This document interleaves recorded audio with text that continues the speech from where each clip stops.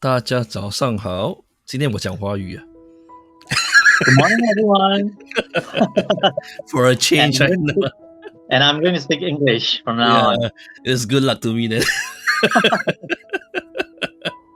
Okay, so let's come back to our topic for today. That would be a good switch, right?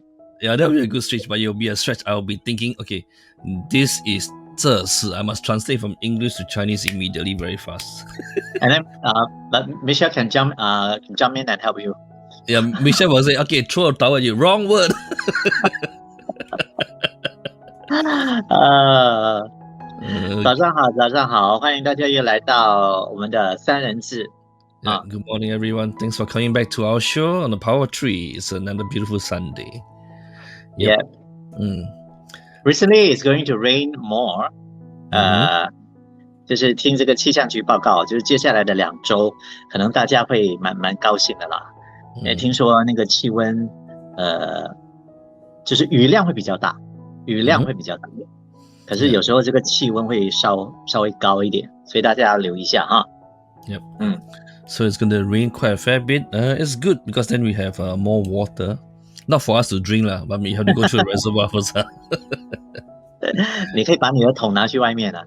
That's another way. Last time what we do is basically we have different pails around to collect rainwater, and then we use the water to water the plants. You see.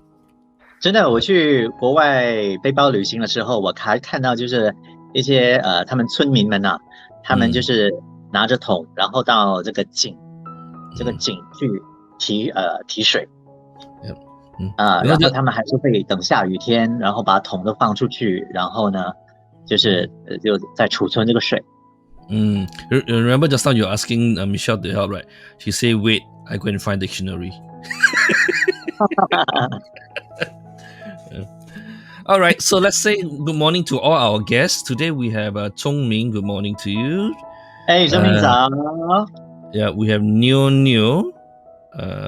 Good morning to you as well. CK2, Alice, Kishong, K 大姐, and of course, yeah. Thanks for coming on our show.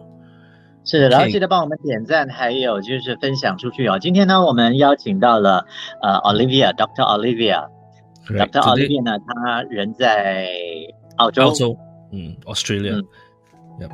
So today we have our guest, once again, Dr. Olivia Lee Lessler. She'll be coming on our show shortly, and she's from Australia. So she shall be sharing with us today's topic will be about circadian rhythm. 什么是 circadian rhythm？ 那就是中文是昼夜节律，节奏也叫节律了，其实就是节奏的意思了。Okay. Great. So basically, she'll be telling us about circadian rhythm and ways to live our life around it. So let's welcome Dr. Olivia. Welcome, Dr. Olivia. Hi. Good morning, guys. Hi, Olivia. Hi. Thank you for having me back. How's everything over there? Beautiful. So I live on the Gold Coast, which is in Queensland, and we are actually getting into winter, so it's a little bit cool, but it's still blue skies and sunshine, and it's really warm in the sun, so it's beautiful. And you're free from COVID. And you're free from COVID. And we are. And apparently, I have another doctor friend, but he is an Australian. He is in Darwin. Oh yes, very, and he told very me hot there, and humid. And over there's no COVID as well. Yeah, we're really, really lucky that we don't so have it's COVID. Yeah. Darwin on the top here, and then you are at the Gold Coast, which is over here. So these two areas, very lucky. Yeah. There's no COVID. Yes. Awesome. Yeah, but it's winter period coming. I remember it's May, June period, right? Yes. But you don't have snow over in Brisbane, right? No, no snow in Brisbane, no snow in Queensland in general. You have to go sort of further south for that. South New South Wales, parts of Victoria. Okay. So which is good. Not too cold. No, yeah, exactly. 360 days of sunshine, eh? That's right. It's a place That's to why be. it's called. That's why it's called the Gold Coast. You have the golden sun. And then just north of Gold Coast is the Sunshine Coast for obvious reasons. Oh, for? Fine. Okay, I was just kidding about that. Okay. Sometimes the whole 就是讲到这个，你看啊，就是这样子一个 Australia 哦，可是他们却有些需要抗议，有些不需要。那有些的气温很热，有些它可能会有冬天，气温会比较冷。So it's just actually very magical, right? The world is built in a way, and I guess it's something related to our topic today as well. You know, yesterday, because I'm teaching my young students, 9 years old, then we talk about having breakfast and all that. 感觉上就跟我们今天的这个有一点关系。他就说 ，But I don't feel hungry. No, she's a girl. But she said, But I don't feel hungry in the morning. Because I asked her, Did you have a breakfast? She said, No. 然后她的表情 the expression is like, Why do I need to have breakfast? I said, Why? Why? Because I'm not hungry. Right. And a lot of people actually is not feeling hungry in the morning. Yeah, I'm one of those people. Sometimes. Yeah, those people. So maybe Dr. Olivia 可以跟我们分享哦。So that's what we are actually talking about, right? The rhythm. Yes, that's right. Circadian rhythm. So sorry to interrupt you a bit, Dr. Olivia. I need you to bring your mic closer a bit because it's a little bit soft. Okay. Like that? Yeah. It sounds better a little bit because the audience are saying that they can't hear you. Okay. How about now? Yep. Is now better? Sounds good now. Okay, fantastic. Okay, great. So tell us more about circadian rhythm. What exactly is circadian? Should I show the slide as well? Yeah. Okay. Let me just show the slide. Huh? So the circadian rhythm is basically what we call an entrainable 24-hour clock that our body works towards. Entrainable means that you can actually set and reset the clock to do different things. It is based on the fact that humans, animals, generally speaking, are, if it's part of our physiology, to be awake, active, eating, hunting, having sex, and building fires or whatever it is during the day where the sun is out. And then when the sun is down and it's nighttime, that's when we should be resting, digesting, sleeping. So a lot of people very mistakenly talk about the circadian rhythm simply as a sleeping waking cycle, but it's not. This has been honed by millions of years of evolutionary science. In other words, there is the right time, in inverted commas, to do certain things. If you have a look at this particular slide, for example, you'll find that the ideal time for most people for bowel movements is roughly early in the morning, about between sort of 7 and 8 o'clock, 8:30.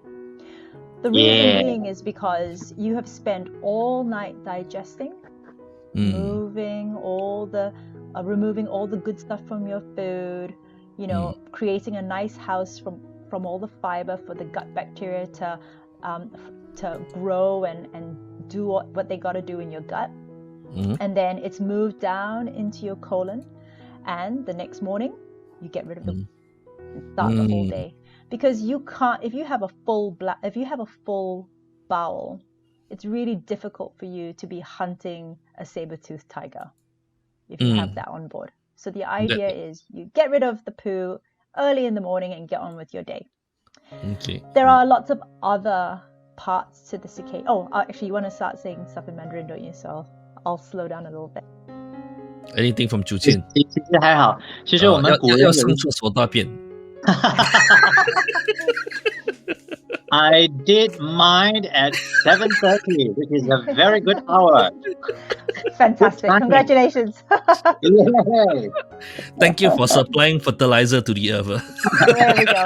但是这个我大概知道那个时间，所以 a lot of times when I have my the toilet time between this hour, I was so happy. That's my happy moment.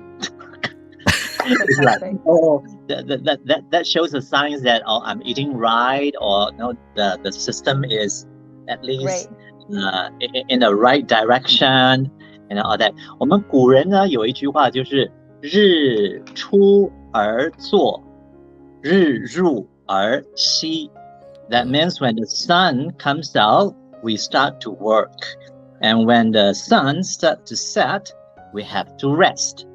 So I think in Chinese, 8 words is sort of like sum up this whole topic that we are actually talking about. Yeah. And this graph is really very useful. We should share this with our viewers. Yeah. Yep. So the interesting thing is, I'll get back into the circadian rhythm, but this actually does superimpose onto your genes. So not everybody is genetically profiled in such a way that they absolutely have to wake up at about 6 or 7 a.m. and then go to bed at 8 or 9 p.m. Generally speaking, you'll find that babies and young children wake up very early. And then as you go through your teenage, early 20s, you actually go to bed later and later and wake up later and later. And then you start in older years waking up early again. And the reason for that, again, it goes back to evolution. In other words, if everybody woke up at the same time in the tribe, then there's nobody keeping watch at the gates for predators. Okay, so that's why the fittest of us, the teenagers and people in their 20s, they're doing the night shift. They're the ones who'll be guarding the gates till, whatever, 10, 11, 12, and they get to sleep in for their troubles, which is why there is actually a movement, a campaign in the UK and the US, which I 100% support, which changes school starting times till much later so that it can be in keeping with an adolescent brain when they're functioning the best. Okay. Is it, when it comes to that cycle, does it also affect different part of the world, or just only on everyone?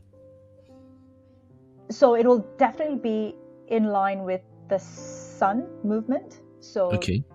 when people, when we first came out of Africa and then we started moving around the globe, there are definitely pockets of people who have moved to areas in the far poles where there is less sunlight and longer nights, and they have these genetic adaptations to be able to live in that sort of environment. When people now in the first world, where we're able to move from one latitude to another, one longitude to another, like that because of a plane, where we are basically setting up shop in an area that we don't have a genetic adaptation, that's when you're more likely to have issues. So for example, there's something called seasonal affective disorder, and that is when you don't get enough sunlight, light to the eyes, and you're not making enough vitamin D. And that's just a simplistic thing. Those are just 2 things out of all the other benefits that being in sunlight give us. So when you are in far latitude areas where you don't get very much sun during winter, you're more likely to get seasonal affective disorder, SAD, where our treatment for that is actually using lights to help stimulate different parts of the brain and awaken serotonin receptors and increase serotonin production just by using light therapy. So you make sure that you stop me if you need to translate or anything like that. No worries. You carry on. Yeah. All right. Thank you. And so that's just one thing. Another thing, for example, is that in the UK now we have a large population of what we call BAM or BLAM. You got the blacks and Middle Eastern people, Mhm. and BAME, sorry. And what happens is, because they're not used to being in an environment where there's so little sun, we are now seeing first cases of rickets again. Rickets being soft bones in some babies. Now, we haven't seen rickets in a first world country in decades, but Oh. we're getting higher rates of rickets because they're not making enough vitamin D. Vitamin D means that they're not uptaking enough calcium and depositing it into their bones. So there are definitely genetic adaptations for where you are supposed to be living ancestrally. Okay. You mentioned earlier about caveman era where they have different shift. Is it that all these are actually embedded into our DNA as DNA memory or something like that? Yes, absolutely. So there are these epigenetic changes that can occur. There are quite a few genes that are responsible for circadian rhythm, and when you wake up and when when you're meant to sleep. Generally speaking, the clock BMAL1 proteins, the genes including cry and purr, and these ones will actually determine whether or not you are intrinsically a lark, which is that you wake up really early, or that you are an owl and you tend to wake up later. So, if you're constantly yelling at your child about waking up earlier, and they just don't seem to function at that time, your kid may actually be an owl, like intrinsically in their genes. Okay. So there needs to be Is a there lot a more way bandwidth. to detect that? Yes. Is there a way to do that? Oh yes. Oh yeah, definitely. So just DNA tests. Usually I use selfdecode.com. Just a spit test, 6 weeks, 7 week turnaround time, and it'll start giving you an indication about what kind of genetic predisposition you have. Now, every time I talk about genes, I'm very careful to make sure that people understand that genes simply means which of your guns are loaded. You still have to fire your guns by way of environmental or nutritional pressures. So, for example, when you go from Singapore to the US and you get jet lag, and then after a while your jet lag goes away and you are functioning as a normal, regular human being in a completely different latitude and longitude, that's because you can entrain your circadian rhythm. Deep inside, you have this propensity to be an early riser, but you can train yourself out of it. Okay. So you can train yourself. But there are people who have an issue when it comes to jet lag, for example. And they can stay on that pattern for pretty long time, between a week or more. That's right. So again, those people, and of course there are going to be people who can train themselves much easier than others, and that again is another epigenetic susceptibility or genetic susceptibility. So I train myself really easily. I get over jet lag 1-2 days max, and I used to do shift work as well. Now I'll get into the dangers and why shift work is not great for your health later on, but there are definitely going to be people like myself who are more adaptable and other people who are not as adaptable. And you'll have an idea for yourself. So one question, whether you have the DNA of an owl or waking up early or whatever, it doesn't mean that it's going to be all right, as in health-wise, right? For example, if your DNA suits being an owl, but that doesn't mean that means you are going to be staying up late and all that, but that will still harm your body and affect your health, right? Yes. At the end of the day. So if you're fighting your genetics very, very hard, I think that definitely puts you in a position of, it puts you on the back foot. Whether you're an owl or a lark, that also changes throughout your years. So you do wind up going from an early riser to a slightly late riser to an early riser again through your life. The plus minus between every person is about 3 hours maybe, where some people do really well at 5 a.m. and others would prefer to be up at 7, maybe 8.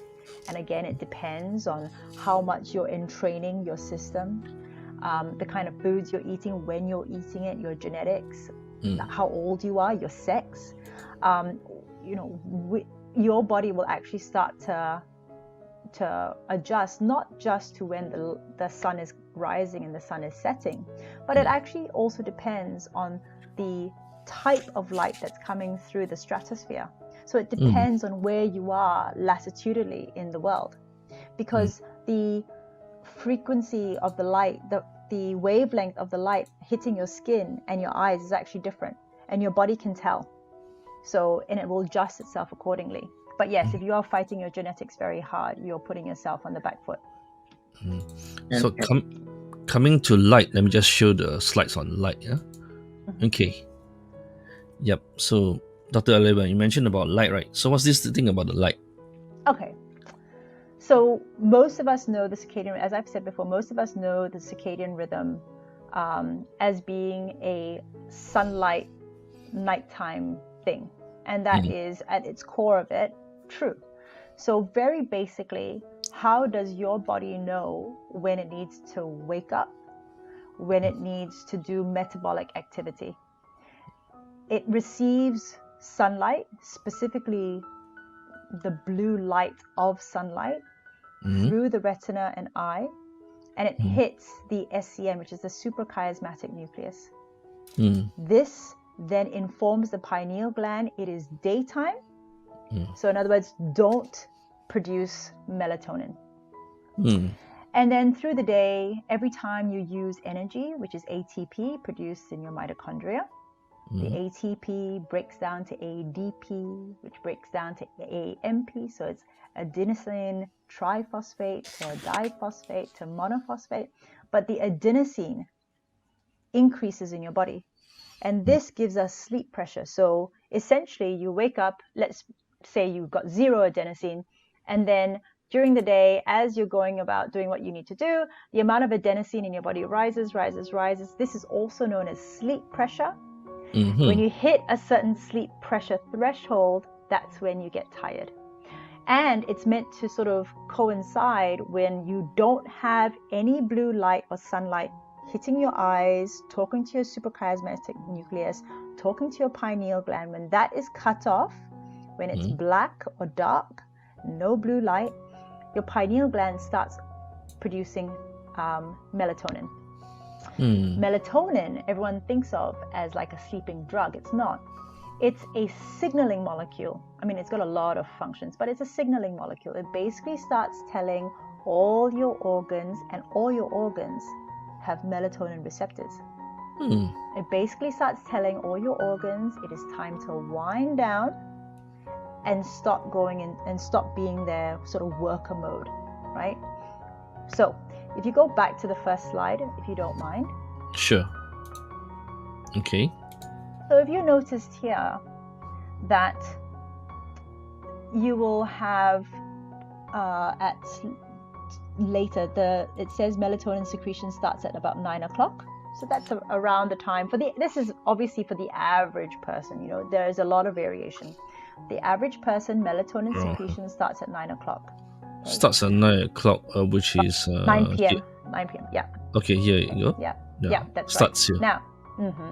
Now, you then take into account the fact that in our modern society, where we can walk into any hawker center, any 7-Eleven, and buy food at any time, and we are now eating late. In other words, we're eating well past 6 or 7 p.m. at night, which is evolutionarily not what's meant to happen. When you secrete melatonin and then you eat, what the message you're giving your body is this. 1, everybody start winding down. Stomach, I want you to decrease how much stomach acid you are producing. Pancreas, I want you to stop producing all your pancreatic enzymes which break down food. I want you to stop producing insulin because we don't need to put away glucose. And then you eat. You are causing problems, big style, because you wake your system up again. You stop the you stop the production of melatonin because your body has to wake up again to try and deal with all this food that you're putting into yourself. And then you basically throw out not just your circadian rhythm, but you throw out the quality of your sleep, which has far-reaching immunity consequences. And we'll talk about that later. Okay. So that is the basics of how we wake up and sleep. Waking up, you'll find there, if you see at about 4:30 a.m. is the lowest body temperature. 4:30 a.m. Yeah, here you go. That is also known as the temperature minimum. It is the time of your when you are sleeping that it hits the temperature minimum, and then after that it just starts going up, increasing cortisol as well for what's known as CAR, cortisol awakening response. You then wake up. Here on this picture it says 6:45. It's the sharpest blood pressure rise. We also know that as the heart attack hour for all the patients who do not have good cardiovascular tone. Okay. Your body, with the cortisol rising, automatically increases the blood pressure because it needs you to wake up. Once it knows you're going to go from a lying to a standing position, it wants to help you get your blood up to your brain and get you going for the rest of the day. Unfortunately, with the way our society is, with our sedentary lifestyle and our rubbish food, this sharp blood pressure increase can also lead to heart attacks at that time. And so that's what we see in hospitals. Okay. So most of the patient who comes in for heart attack usually around that time, 6:45 to. It's a noticeable pattern statistic, especially in older patients. Yes. Okay. Okay, so we've talked about the circadian rhythm, and every time you think about the circadian rhythm, you need to see it from an evolutionary perspective. Why would my blood pressure be high then? Okay, it's because I'm getting up. Why would my bowel movements be happening then? Okay, because you need to get rid of the junk that you've accumulated overnight, and you need to be free from that when you're going about your duties during the day. So you see here with the highest testosterone secretion at 9 o'clock, and then you got your highest alertness and the best coordination and the fastest reaction time. That's all during the day because that's when you are going to be out in the plains hunting food. Yep. And okay, so you'll be basically out there charging at a bear, for example. That's right. This is when you're doing stuff. You're pulling logs. You're making your house. You're drawing water. All that kind of stuff. And then at night, the drop of the sun in the horizon triggers two things. One is that you no longer get the blue light coming into your eyes, and so your body starts to go, okay, it's time to start winding down. The second thing that happens is that there is a temperature drop. So you go from warm to cold. In other words, that is one of the biohacks that we use for patients who have difficulty sleeping at night.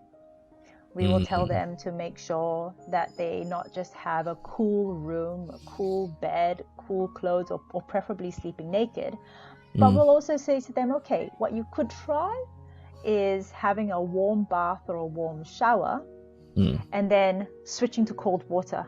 So that drop, that hot cold, that delta, shocks you. Change. Yeah, it basically switches on that evolutionary switch so that your body goes, oh, we've gone from hot to cold. It must be nighttime. It must be time to sleep. But if you go to the next slide that we were talking about, the light entering the eyes. Okay. Sorry, what do you say again? Oh, so go to the next slide. The next slide. The next slide. Okay, yeah, I'm trying so to. This one. No, the this one before that. Yeah, the this one. Okay. This one. Okay. Yes. Yeah. Okay. So as you can see, this is all about light. Light is the master conductor of this amazing hormonal and metabolic orchestra. So I would like for you guys to start thinking about the kind of light that you're exposing yourself artificially to at night. It's not just the street lamps, it is the lamps and the lights that are in your apartment, in the corridor, in your car. It's insane how much light we have flooding our eyes and our brain when we're not meant to. And we basically just throw out all our melatonin secretion, how much we're making. And it's so detrimental for our health. So if you are going to have lights on in the evening, it should be that warm, like candlelight or incandescent light. Fluorescent light is an absolute no-no. Too much flickering. It's flickering as well, but it's the blue light. It's the color of the light that's really dangerous. At night, there is no blue light and no green light that should ever be touching the back of your retinas. It's all usually red or orange only. Okay. One of the guests here had a question. Now, for hypertension patient, what time do you recommend they take their valsartan before sleep at night or wake up in the morning? So valsartan is a blood pressure medication that drops it. I can't speak to when you should be taking it simply because it actually depends on your age and your sex, and it actually depends on how your doctor would have been doing blood pressure measurements on you and would be best placed to, I guess, talk to you about your medications. Yes. So what happens is sometimes for older patients, for example, we actually ask them to take their blood pressure medications at night. The reason being is because you're lying flat. If your blood pressure drops, there's no risk of you falling over and breaking a hip, and that's the end of the story. However, if we give patients blood pressure medications in the morning, there is a chance that their blood pressure drops too much and they fall. And I'll tell you now that a fall after a certain age is probably one of the worst things that can happen to you. That's true. So that's why it's very individual. Your doctor will talk to you about that. My job as a functional medicine doctor, or my job as a doctor anyway, is to try and get all my patients off medications if it's safe and it's practical.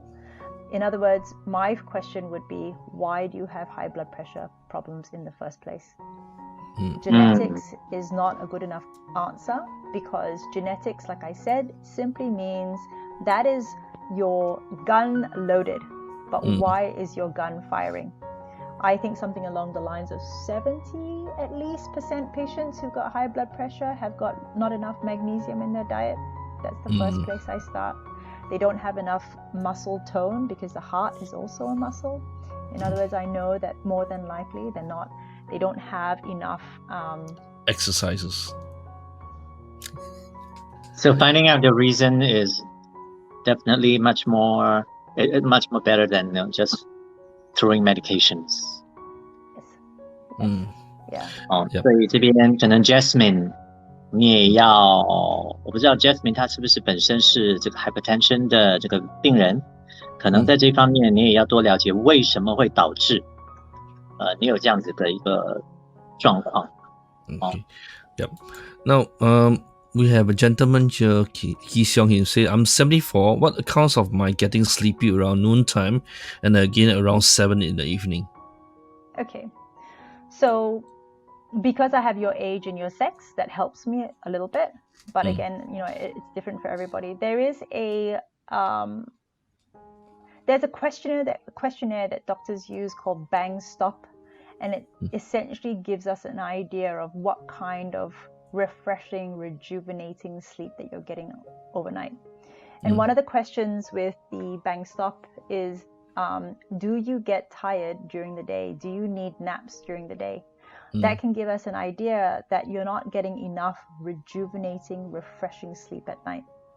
The number one reason for that is what's called sleep disordered breathing, SDB, also known as snoring or apnea, where you stop breathing. Where you stop breathing completely. Now, my guess is that more than likely you are either snoring and or have apneic or non-breathing episodes at night, starving your brain of oxygen.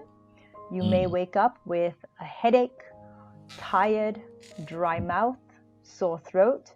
The other thing that happens is that your concentration, memory, and ability to focus on tasks during the day is reduced. You will have little naps and nod off when you're on the bus or at a cafe or watching TV or reading a book. And then you steal these bits of sleep. You steal. And so then you feel a little bit better. But stealing little pocket sleep is not the same as having a full 90-ish minutes of a full cycle of sleep. So never kid yourself that you are actually buying your sleep back. You're not. So that's where I'd be looking at first, Ki Seong, is to see whether or not you're getting good sleep at night. Okay.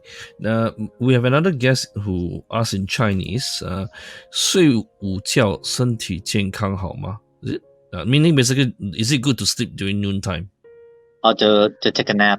I think we have mentioned about that a few months ago. It's like having a power nap, then we can try again. Yeah. So it actually depends on the context of what the person's doing, right? If they need a power nap during the day because they're not getting good sleep at night, then no.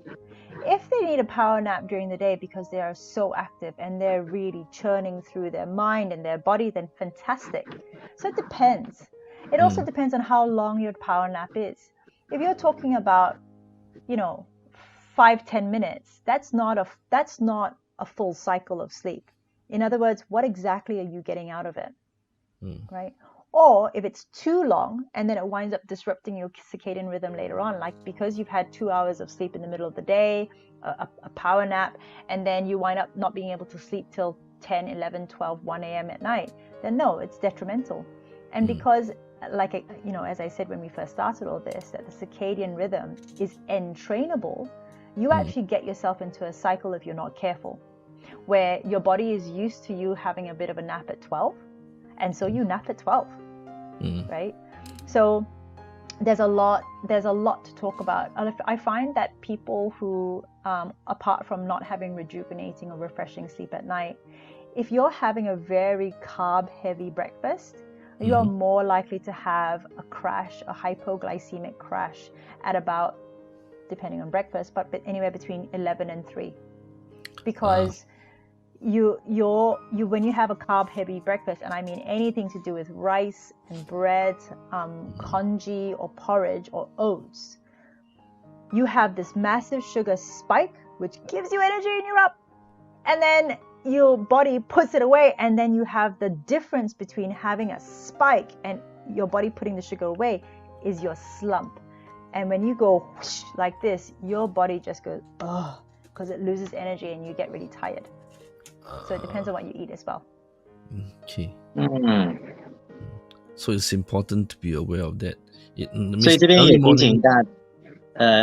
提醒大家，刚才Dr. Olivia 说了，如果你是以为我晚上就是可以迟睡，然后呢，我第二天呢可以take a nap at 10, take a nap at 2，可以补回的话，doesn't work that way. No, it doesn't. 补回可是如果是说我觉得这个情况好像比较发生在小孩子吧。刚才 Dr. Olivia 说，如果是因为你本来就很活跃，这个脑子呢是一直很活跃的，可是到某个程度呢，你需要它有一段时间是可以休息，那应该是 OK 的。Is that what we also see in like the younger kids? Especially like those in the kindergarten, because they are not so active throughout the day, and that's why they need a nap. That's what Dr. Olivia said. It's so active that you need that little nap to sort of calm it down. Yeah, like babies, babies, they'll feed and then they're active and then they sleep, and then they feed and they're active and then they sleep, and then the awakening times get longer and longer and longer. So yeah. Just for fun, cat sleeps a lot too. But I don't see them eating a lot. You can talk to my dad about that. Yeah, I know. Okay. So just earlier you mentioned about magnesium. What type of food can we find magnesium in? So that's what Jasmine was So- asking. Okay, so magnesium is actually found in a fair number of foods. Banana. Like, yeah, probably not the biggest source, but certainly there is magnesium in banana. You'll find that the top three would be like pumpkin seeds and spinach, cocoa, natto, I think, avocado. You can definitely get. I'm actually not sure how much magnesium is in a banana, but I think it's about 10 milligrams or something like that. No, that seems a bit low. Maybe about 30 milligrams or so. But I have noticed though that because of the way that we're farming our foods, that there really isn't enough magnesium in the soil to go into the food.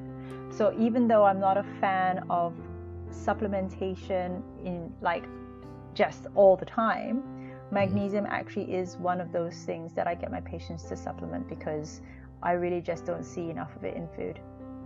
And I have patients who will eat like, organic, homegrown stuff and in good soil, and I'm still not convinced that there is enough magnesium in their diet, because magnesium is pretty much used as a cofactor in over 500-600 metabolic processes. Like it's massive. You need magnesium for everything. So you recommend that it would come as a supplement? Yes. Yeah. Usually If I they couldn't get recommend enough from the food, normal food. That's right. So that's not an excuse to not eat good food. It's still a supplement. You need to be supplementing something, and supplementing is you've got to have a good diet, and then you supplement a little bit of magnesium. You would absolutely be supplementing magnesium if you have blood pressure problems. That is a given, 100%. Okay. With regards to supplementation, magnesium is notoriously non-bioavailable. It's notoriously difficult to absorb. So you have to buy products that are chelated to something: magnesium oxide, magnesium orotate, magnesium bisglycinate, or whatever it may be. So I recommend a supplement that has got 3 or 4 forms at least, so that you're getting some form that's going to be bioavailable for you. Just watch that some forms, like magnesium oxide, for example, is because it's so poorly bioavailable, it's actually used as a laxative. So you have to be careful. Wow. Okay. Now you have some more slides I'm going to show for Dr. Olivia as well. Now this thing about hormones, tell us more about this. Okay, so when you're awake, there are certain things that need to happen. So for example, that's when you're running and catching food. That's when you're eating food and metabolizing it. And then when you're sleeping, resting, or digesting, that's when you're meant to be repairing. And for these processes to happen, there are certain hormones that need to be switched on. Other hormones need to be switched off. And there are obviously immune system changes that happen as well. Generally speaking, we know that if you eat late at night, you are more likely to have issues with sugar dysregulation, more likely to have weight problems, more likely to crave carbohydrates, more likely to put on the gut. So it's, you may not necessarily be fat, but you've got a belly. Those are all symptoms of can be symptoms of you eating late at night, when your body is not meant to be eating in the first place. We know that if you are a shift worker, that if you have a dysregulated circadian rhythm because you are exposing yourself to too much blue light after hours, that you are more likely to suffer the ill effects of a dysregulated immune system, including cancer, which is more common in shift workers like nurses, for example. And the reason being is because if you have just one night of poor sleep, the next day your NK cells, your natural killer cells, actually function at like 30% handicap, which is why there is a little bit of a movement for, if you are getting a vaccination, it doesn't matter what kind of vaccination it is, we should be asking patients about whether or not they have a good night's sleep before. If you have a poor night's sleep and then get the vaccination doesn't work as well. Okay. So make sure before they go for any vaccine to have a good night's sleep. Yes. Okay. Yes, absolutely. So already we're seeing issues with weight, blood pressure, sugar regulation, immune system, depression, anxiety, if you do not have good sleep and good circadian rhythm. And that's because of all the hormones that are trying to do their job, but you are causing issues with the normal physiological processes because of exposing yourself to light when you shouldn't be exposed to light, eating when you shouldn't be eating, doing activities when you shouldn't be doing activities, and not having that good, restful, rejuvenating sleep. Yeah. One very personal experience was because I'm a very light sleeper, and I felt that it always affects I think maybe it's inborn, the anxiety, even I don't eat supper and I do exercise, all that. Then in the later part of my like for the past few years, I start to use earbud and also like eye mask to really create a better environment for my sleep. Maybe you are an owl. No. I don't think I am. I will want to sleep, but sometimes my mind is just busy. Okay. My mind is busy, and I get very easily sensitive with noise, with not noise, even sound. Like someone is walking on top or a corridor, I would receive that very easily. Yeah, so I try to do things that would at least help me to have a good night's sleep, and that does help. Besides all the meditation that I do, and exercise and eating the right food. So, with regards to eating the right food, we absolutely need to make sure that you have enough tryptophan, because tryptophan is the precursor to serotonin, which is a precursor to melatonin. So if you Which type of food? Tryptophan. Tryptophan is found in like turkey or the brown parts of chicken legs. Certain types of nuts. Chicken leg. Okay. Yeah, certain types of nuts and seeds. So you need to be making sure that you absolutely have enough tryptophan as a first course, right? Now tryptophan, I don't know, but should I send you anyway, I'll just talk about it. If you need the picture, I can find it for you. But to go from tryptophan to the precursor of serotonin, the enzyme that breaks that down is called tryptophan hydroxylase 2. Tryptophan hydroxylase 2 is absolutely a vitamin D dependent enzyme with a magnesium cofactor. If you don't have enough vitamin D, and in my experience, very few Singaporeans have adequate levels of vitamin D, if you are susceptible, then for sure you're going to have sleep issues. Now, just because you got low vitamin D doesn't necessarily mean that you're going to have a sleep issue per se, because your body will sequester it from other places. Vitamin D is very important for bone density, making sure that your circadian rhythm is intact, your immune system, your sleep. So something is going to give because of the genetic susceptibility that you have. So if your genetic susceptibility is for poor sleep and you don't have enough vitamin D, that's where you're going to see the problem. We know that there are some patients who have low vitamin D and their issue will then be immune function. So we now see around the world because of COVID that if you get COVID and you have low vitamin D, you are more likely to end up in ICU. Whoa. So that's, there's so many different components to this. My experience is that it is, generally speaking, not enough to say, okay, this is how I am, this is how I was born, therefore it is what it is. There's always something that can be experimented with and trialed to see if it makes a difference for you.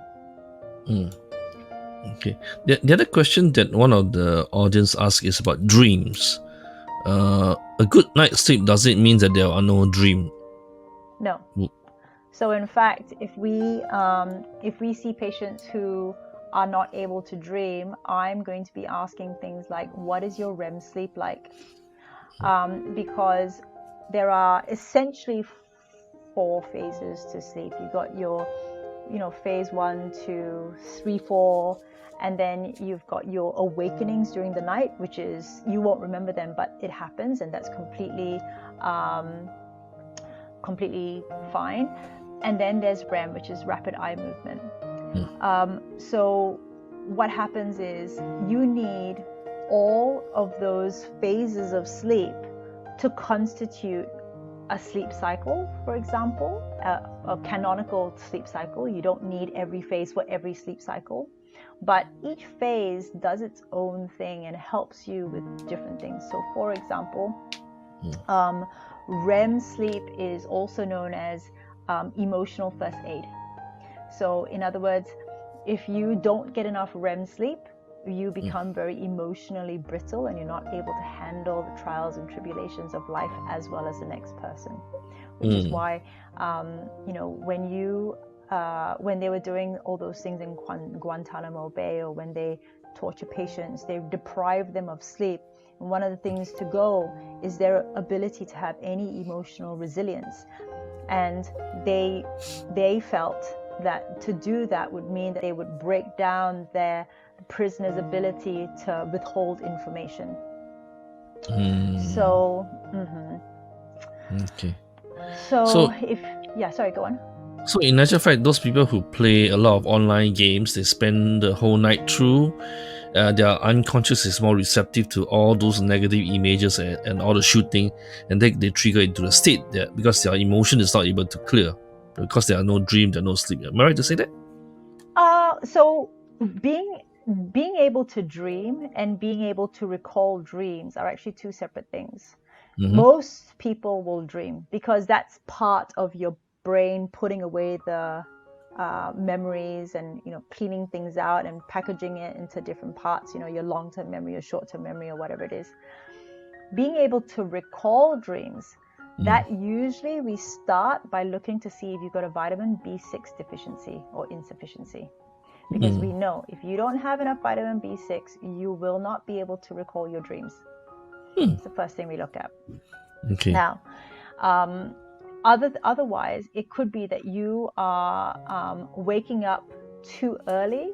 So if you're someone that has to wake up by way of an alarm clock, you are definitely depriving yourself of REM sleep.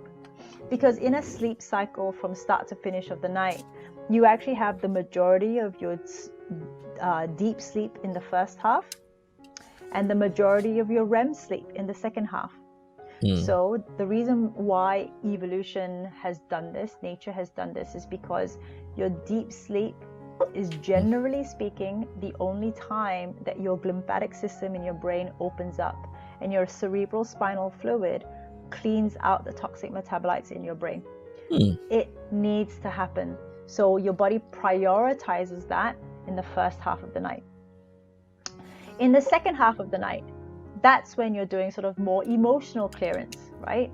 Now, your body is willing to sacrifice emotional resilience for prevention of Alzheimer's and dementia. you can't do this for too long because the emotional brittleness, the emotional fragility is going to make you just go, I don't want to see anybody, I just got to see, I can't do this anymore. And eventually you will self-soothe, you will go and get more sleep. But if you are sleeping late and then you are being awoken by an alarm clock, that means that you are stealing from your REM sleep. You are stealing from your dream states. Okay. And in the long run, it's not healthy. So does it matter if we don't recall our dreams? I think there's a bit of contention there. I think that you should be optimizing to remember your dreams. In other words, making sure that you've got the right temperature, the right space in your home for sleep, that you are not eating your food too late so that your body is able to do everything it needs to do here, as opposed to dividing its time between this and digesting your food, making sure that you have enough magnesium, that you have enough B6, that you have enough tryptophan, all those things. And if you still cannot remember your dreams, then it might just be you. But it's always best to pull away all the layers of a problem first to see what you're actually left with before trying to fix a problem that may not actually be a problem if you just sort out your foundations. Okay. Tuesday, you got a question, right? No. So sometimes remembering too much of the dream, it might be you are in a different situation too. I don't know if I'm right. So, like I still can remember a few of my dreams at a very young age. Yeah, me too. Yeah. So like know how what happens. Yeah, when you're going through life, you tend to remember things which are shocking or out of the norm. If you go to work every day, 9 to 5, you do the same thing, you take the same bus, you go to the same desk, you eat at the same hawker center, all that kind of stuff. The days roll into one. But one day you go to work and there's a car accident that you witness. You're going to remember that car accident for the rest of your life. Correct. And it's the same as a child. A child doesn't have very many experiences. So when their brain makes up things, you will remember it because it's so different from what you're used to. It's more of a novelty issue than anything else. I mean, this is, of course, making sure that there is no context of abuse or trauma or anything like that.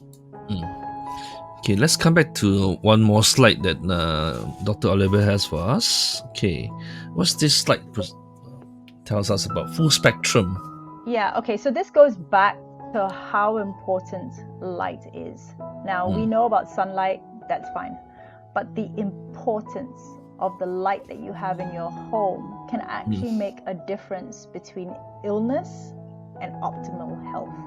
In fact, there was a study that came out, I'm pretty sure it's Denmark, about maybe 10 years ago, something like that, which actually found that patients with ME/CFS would feel more unwell when there was fluorescent light, because we are essentially solar powered beings. We need sunlight absolutely for optimal health and well-being.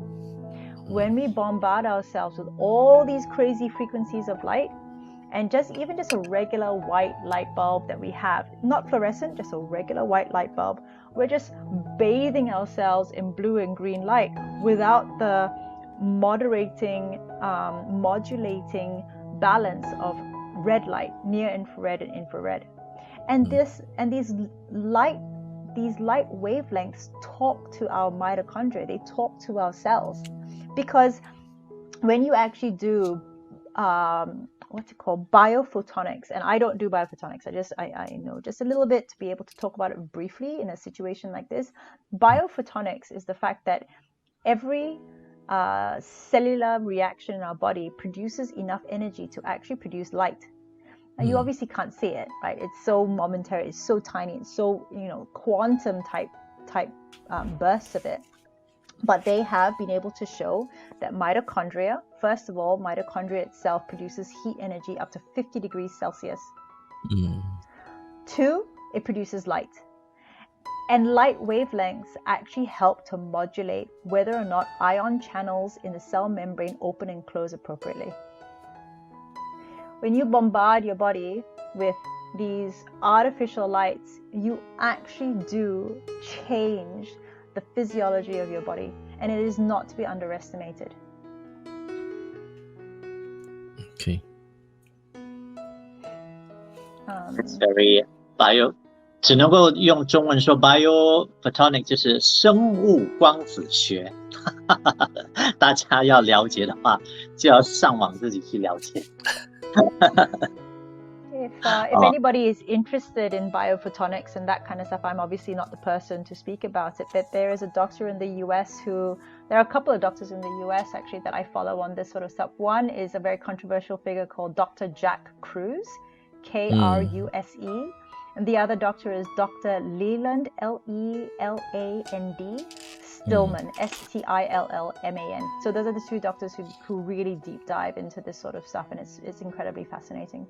I know that we have to go, but there's a question there from Alice Lowe about hot Milo for her kids before they go to sleep.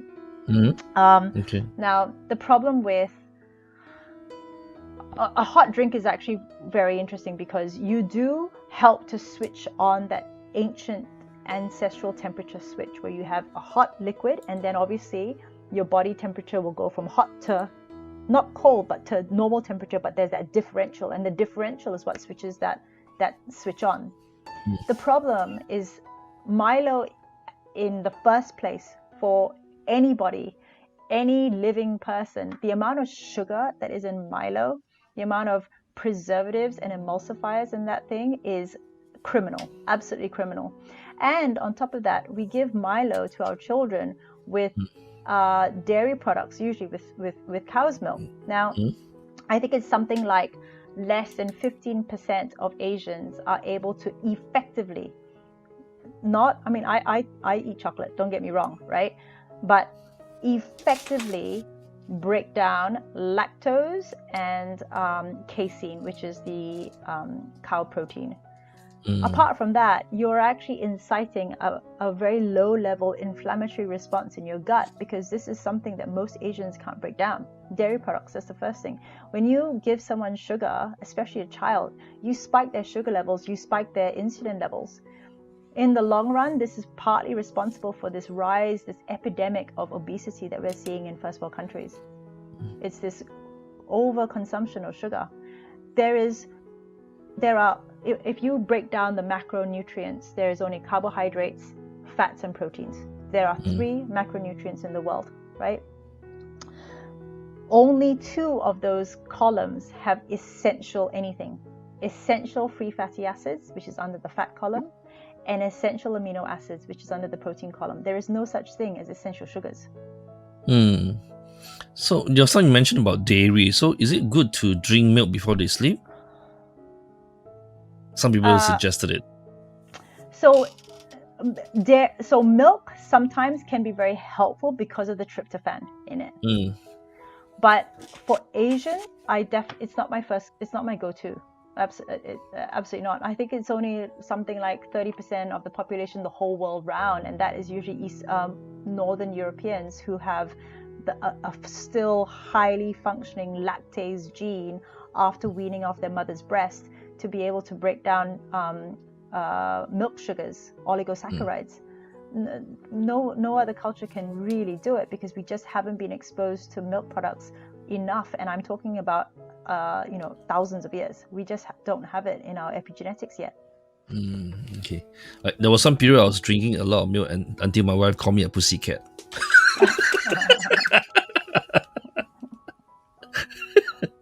Just for fun anyway. Yep. So anything for Chiu Jian? No. For nighttime, my choice, I don't know whether it's right or wrong, but I'll just have some tea, which is suitable for the nighttime, that doesn't have any caffeine. Yeah. So a lot of people will make a ritual out of tea. Like for some of my US patients, we actually give them a magnolia bark, valerian root, it's a herbal tea at night to make a ritual out of it. You raise your core body temperature just very little bit. then after that, when you're finished with the tea, your body temperature drops. It switches on the ancestral switch. And, those herbal teas can be very relaxing as well, because they do have what's called a anxiolytic property. It decreases anxiety. So yeah, that's definitely recommended. Yeah. As long as there's no caffeine. Because I can't go do any the milk or tea, the caffeine tea or coffee. So I guess it will be those tea that's suitable for the evenings. Yeah. All right. Okay. Great. Thanks for sharing with us, Dr. Olivia. And we have come to the end of the show. So we'll see all of you next week again at 10:30 a.m. on the Power of Three. Thanks, Olivia, for coming again. So next month we'll see you again as well, and you will share with us more information and your personal experience too. Thanks once again. No worries. Thank you for having me. Thanks for sharing so much with us, Dr. Olivia. No worries. Thank you very much, guys. Okay. Have a good day. Bye. Have a good day. Bye-bye, everyone.